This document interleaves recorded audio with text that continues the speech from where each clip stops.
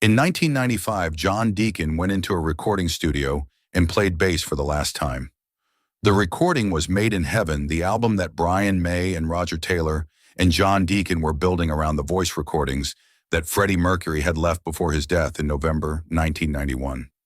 John Deacon played his parts the bass lines for the tracks that would become the final Queen album. He did what he had always done across 25 years of Queen sessions, played with total precision and total commitment, building the foundation on which everything else rested. And when the recording was done, when the final sessions were finished and the last notes had been committed to tape, John Deacon put down the bass guitar. He walked out of the studio, and he has not played the bass guitar since. Not in a studio, not on a stage, not in a rehearsal room. He put it down in 1995, and it has stayed down. Brian May has described the final sessions, the specific quality of what it was to be in the studio building an album around a voice that was no longer alive to hear what was being built. He has said that John was there, that he played, that the playing was what it always was. And he has said, in the careful terms of someone reporting something significant, that John Deacon put the bass down after those sessions and never picked it up again. This video is about that putting down, about what it meant, and about the 30 years of silence that has followed it. Made in Heaven is, in the account of the people who made it, one of the most emotionally demanding creative projects in the history of popular music. Brian May and Roger Taylor and John Deacon spent approximately 4 years finishing an album for a colleague who had died before it was finished. Every session was a session in which Freddie Mercury's voice was coming from the speakers, but Freddie Mercury was not in the room. The recordings he had made at Mountain Studios in the final years of his life, in the full knowledge of what the recordings were for, were among the most powerful things he had ever committed to tape. The voice was there, and the person was not. They went to the studio across 4 years and worked in the presence of a voice without a body building around it, completing it. John Deacon was part of this. And when it was done, John Deacon was done. Brian May has said that John was there, that he played his parts, that he did what a bassist does, build the foundation of the music with the precision and commitment that John Deacon had always brought. He has described the quality of John Deacon's presence beyond the technical. A person working on an album for a dead friend, in a studio where the dead friend's voice was coming from the speakers. Brian May has described this as the hardest thing he has ever done. And when he speaks about what it cost, the picture that emerges is of someone doing the necessary thing, the thing owed to Freddie Mercury, at a specific and visible personal cost. John Deacon played his last bass note. He played it for Freddie, and then he put the instrument down. He played it for Freddie, and then he put the instrument down. The Made in Heaven sessions were the last thing John Deacon did for the band, the last contribution he made to the music he had helped make for 25 years.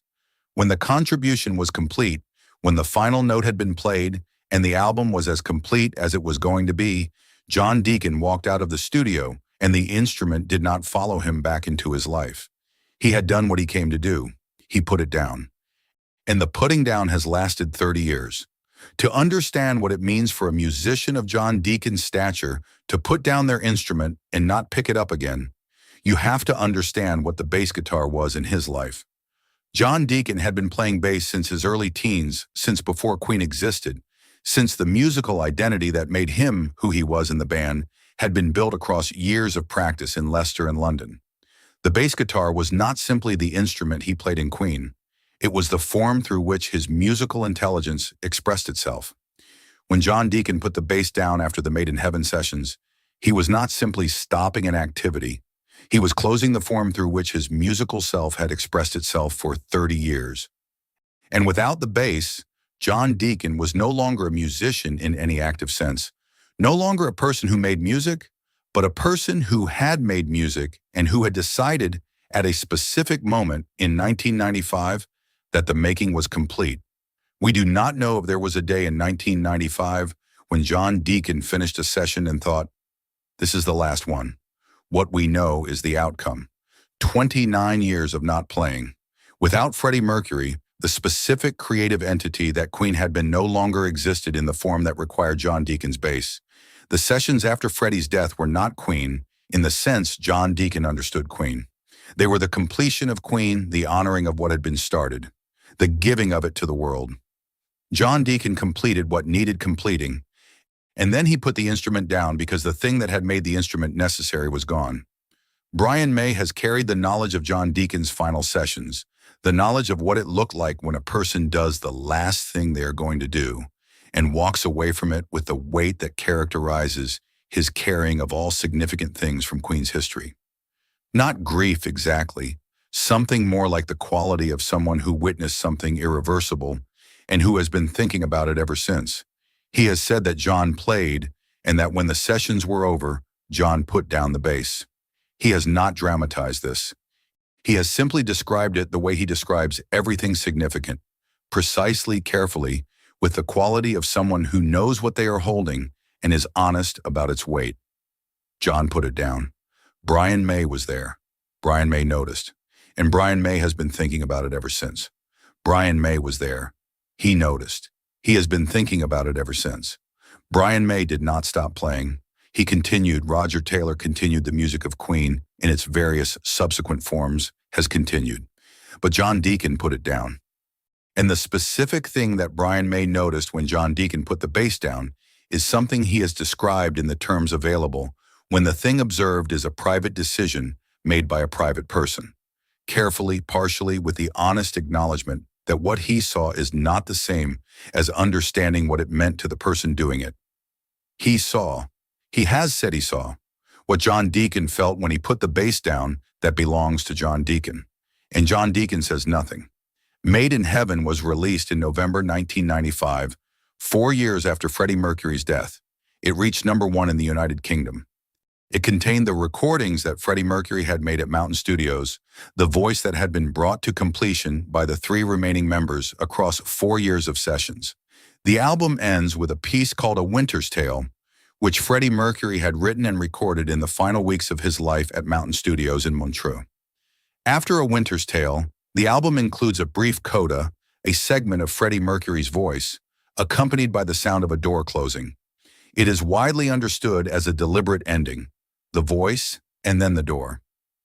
The album ends with a door closing. The people who assembled it, Brian May and Roger Taylor and John Deacon, the 3 people who had been in the studio for 4 years, building around the voice, chose this ending. They chose to end with a door. And after the album was finished, after the door had been chosen and placed at the end of what Freddie Mercury had left behind, John Deacon put his bass down and walked out and closed his own door. The album ended with a door, and John Deacon's career ended with a door, both in 1995, both because of the same absence. 29 years is longer than John Deacon had been playing bass when he put it down. The person who picked up a bass guitar as a teenager in Leicester and spent 25 years making music with Queen has now spent more time not playing than playing. This arithmetic is one of the most striking things about John Deacon's story. And it is striking not because it is inexplicable, but because it is so completely explicable. The thing that made the playing necessary was gone. Freddie Mercury was gone. The 4-person creative relationship that had been the context of everything John Deacon had made was gone. John Deacon had given his entire professional life to a specific thing. That thing ended in 1991. He completed what needed completing, and then he stopped. 29 years of not playing is not a crisis and not a tragedy. It is the specific form of his fidelity, the refusal to keep playing in a context that was no longer the context, the understanding that some things are complete rather than ongoing. Brian May and Roger Taylor have continued to perform as Queen first with Paul Rodgers and then with Adam Lambert, and have described this continuation as a form of honoring Freddie Mercury's legacy and a genuine expression of the music they made together. John Deacon has described his own position with the single sentence that has been his complete public statement since 1997. Queen was Freddie. There is no Queen. This is not a criticism of Brian May and Roger Taylor. It is a different understanding of what the thing was and what its absence means. For Brian May and Roger Taylor, the music continues to be the music even without its central voice. For John Deacon, the music was inseparable from the person who most completely inhabited it. He put the bass down. Brian May and Roger Taylor kept playing, Both positions are honest. They simply come from different understandings of what Queen was. Both positions are completely honest. And the specific honesty of John Deacon's position, the refusal to continue in a form that no longer felt like the thing is visible in the putting down of the bass, in the walking out of the studio in 1995, in the 29 years of silence that has followed. He was not wrong. He was simply being completely, uncompromisingly honest about what the music had been and what its loss meant to him. The specific physical location of John Deacon's bass guitar is not part of the public record. Some of his instruments have appeared in auction contexts. What is known, what the complete absence of any bass playing activity confirms, is that wherever the instruments are, they are not being played. They sit in whatever space they occupy. The bass lines that John Deacon built across 25 years of Queen recordings continue to play from speakers around the world. The bass line of Another One, Bites the Dust, the bass line of Under Pressure, the bass line of I Want to Break Free. The recordings are permanent. The specific bass guitar that produced those sounds is not. It is wherever it is, silent, as John Deacon is silent. Both of them, the instrument and the player, having said what they had to say. The putting down of the bass guitar in 1995 is the most complete expression of John Deacon's fidelity to the specific thing that Queen had been. He did not put it down in 1991. When Freddie Mercury died, there was still something to be done. There was still Made in Heaven to be built and given to the world. He stayed for that. He played his last bass notes in service of the album that Freddie Mercury had started, and that deserved completion. And when the completion was done, he put the instrument down. He did not stay for what came after. He was present for the completion and absent from the continuation. The putting down was not a rejection of the music or of Brian May or Roger Taylor. It was the specific form of his love for the thing, the love that says, I will stay until the thing is done, and when it is done, I will leave, and I will not mistake the afterward for the thing itself. He stayed until the thing was done. He played his last bass note, and then he left. Not in anger, not in grief, not in the visible, performed form of grief that the world can see and document. In the specific, quiet form of someone who has understood something completely and who acts on the understanding completely. The thing was done. He had done what he came to do. He put the bass down, and he has been living for 29 years in the specific form of life that does not include the bass guitar or the stages or the studios or the public life of the musician. He is a father. He is a husband. He is the man who wrote Another One Bites the Dust and I Want to Break Free and You're My Best Friend. He is the man who played the bass line that holds Bohemian Rhapsody together. He is the man who put the bass down in 1995. All of these things are true simultaneously, and the putting down is the last thing he did in the public form of his life. The last note, the last session, the door quietly closed. John Deacon played his last bass note in 1995 in the sessions for Made in Heaven. The album ends with a door closing, a brief coda of Freddie Mercury's voice, and then the sound of a door. They chose that ending. The voice and then the door. And after the album was finished, John Deacon put his bass guitar down and walked out, and his own door closed. Both doors in 1995 because of the same absence. Brian May has described the final sessions. He has said that John played, and that when the playing was over, John put the bass down. He has said it the way he says all the significant things carefully, precisely, with the full weight of what he is carrying visible in the care with which he carries it. John played. John put the bass down. The album came out in November 1995. It went to #1.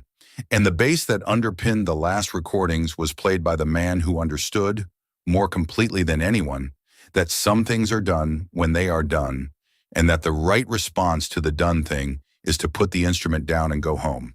He put it down. It has stayed down 29 years. The last note was played for Freddie.